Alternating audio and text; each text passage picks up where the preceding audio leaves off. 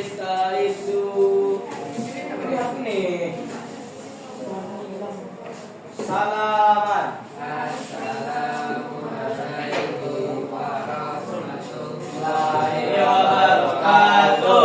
Waalaikumsalam warahmatullahi wabarakatuh. Ibu absen dulu ya.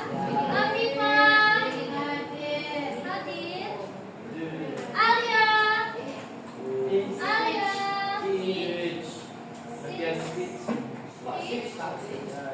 Amar. Arfi. Hitch. Ataya. Ataya Hati. Hati kan? Aurelia. Farel. Farel. Mana Farel?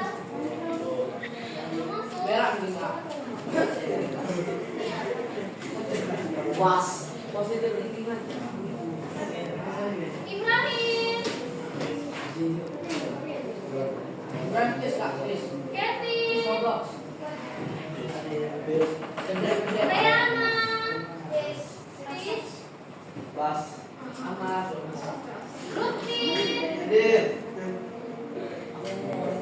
Muhammad Zafir. Hadir. Izin. Muhammad Alam. Keluar. Izin keluar. Nabila.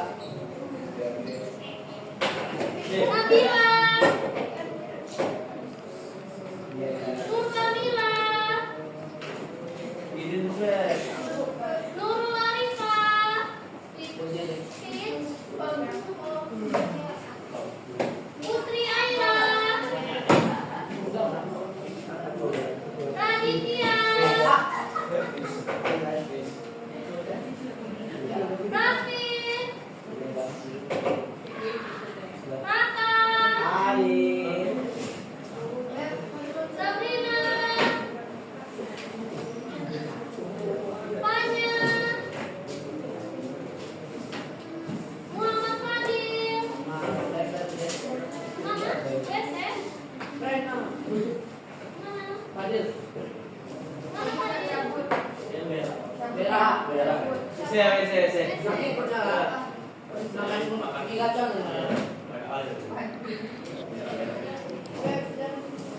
Oke, kita bahas hari ini ya. Kita membahas tentang asal-usul nenek moyang bangsa Indonesia. Coba buka bukunya halaman 41. 41, buku sejarahnya.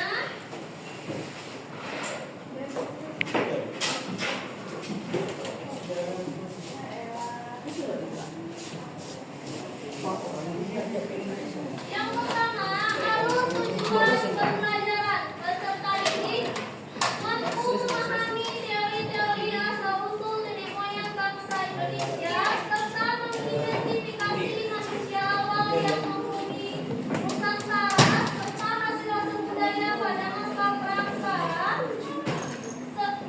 Melalui literasi dan diskusi, peserta didik mampu menjelaskan konsep dan keberadaan jalur rempah serta peninggalannya mulai masa praksara hingga berakhir.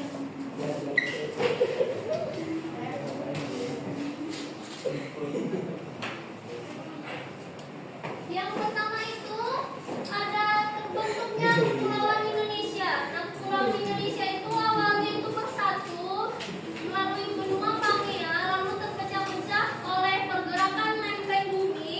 Lempeng bumi ini bergerak dan bergeser bertubrukan satu sama lain, menciptakan perpecahan dan menciptakan pulau-pulau yang ada di Indonesia seperti Pulau Kalimantan, Sulawesi, serta pulau-pulau di Nusa Tenggara Barat dan Kepulauan Banda.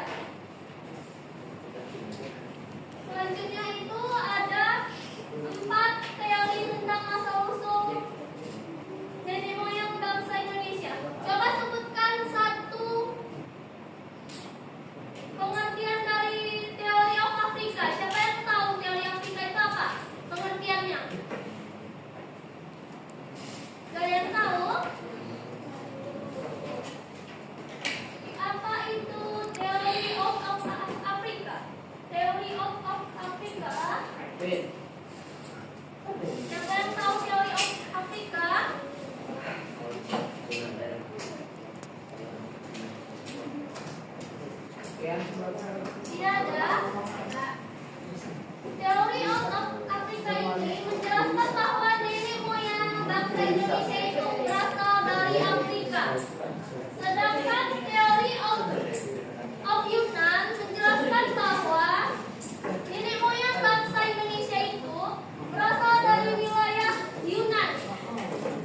Dan teori of Nusantara menjelaskan bahwa nenek moyang Indonesia itu berasal dari wilayah Indonesia itu sendiri. Sedangkan teori Taiwan menjelaskan bahwa nenek moyang bangsa Indonesia itu berasal dari Taiwan Tiongkok. Tiongkok. Iya, dari Tiongkok.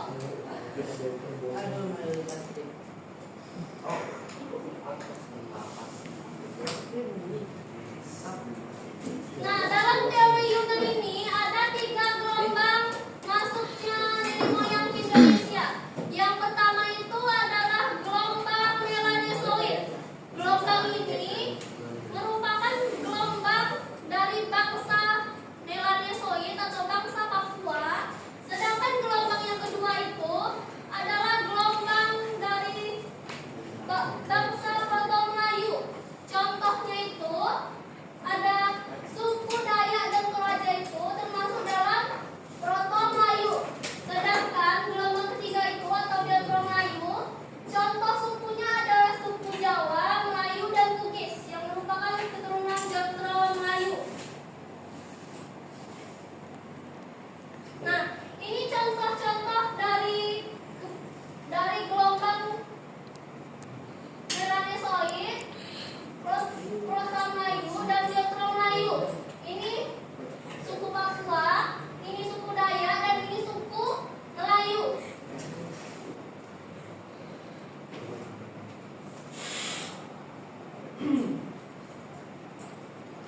Nah, dalam manusia purba Indonesia itu ada 3 jenisnya. Yang pertama itu ada Meganthropus atau Homo erectus, yang kedua itu ada Pithecanthropus, yang ketiga itu yaitu manusia Homo. Manusia purba. Yang pertama itu ada Meganthropus paleojapanicus, ditemukan oleh Von Koenigswald di Sangiran, Jawa Tengah.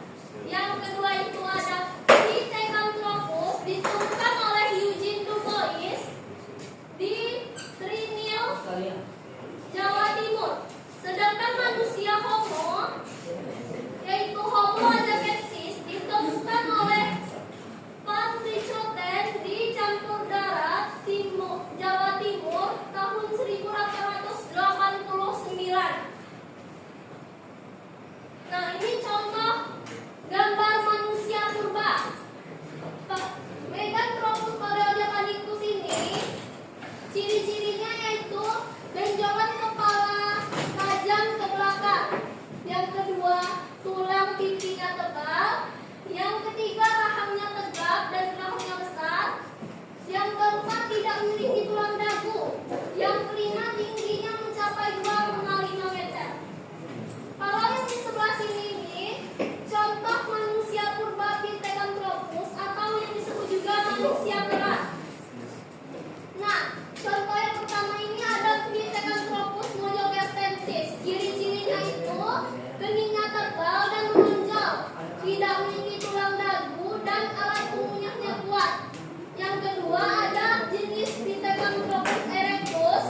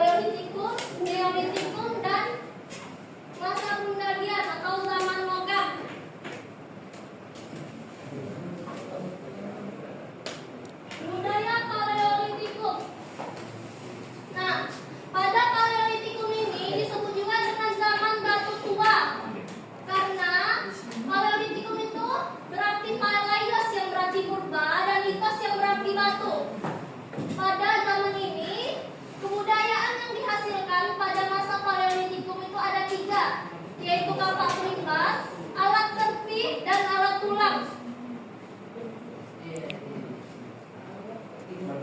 Kedua, itu ada budaya Mesolitikum. Budaya Mesolitikum ini merupakan kelanjutan dari budaya Paleolitikum, yaitu berasal dari bahasa Yunani, mesos yang berarti tengah dan litos yang berarti batu. Jadi zaman pertengahan, ini zaman batu tengah. Hasil-hasil kebudayaan yang dihasilkan pada zaman tengah ini berupa serpi bila atau flex. Yang kedua itu ada alat dan tulang. Yang ketiga itu adalah kapak genggam Sumatera.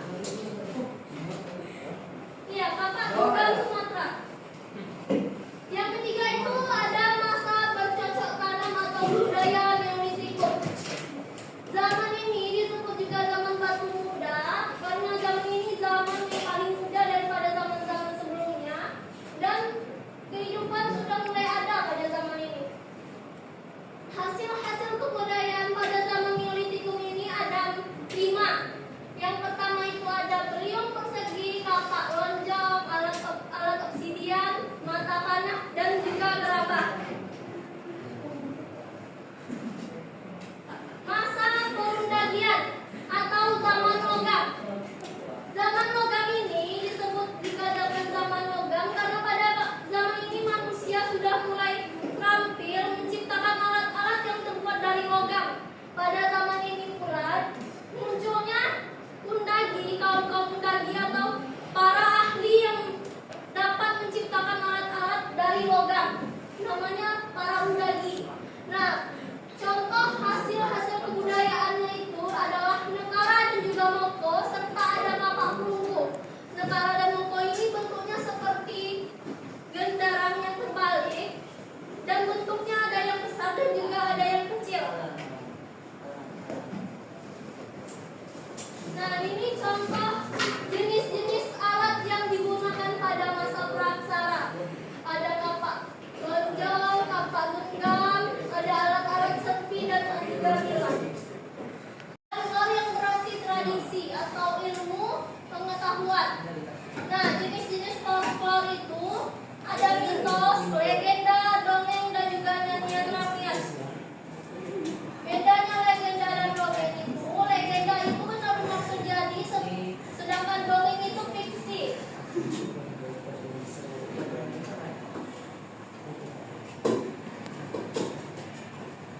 Ini contoh-contoh pertanyaan kalian kerjakan di buku masing-masing.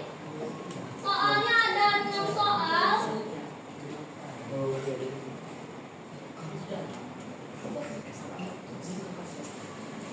Silakan kerjakan di buku tulisnya. Ada 6 soal. Semua pada bertiga. Gak boleh berempat ya. Berdua atau bertiga. Bukunya masing-masing. Ya, tulisnya ya.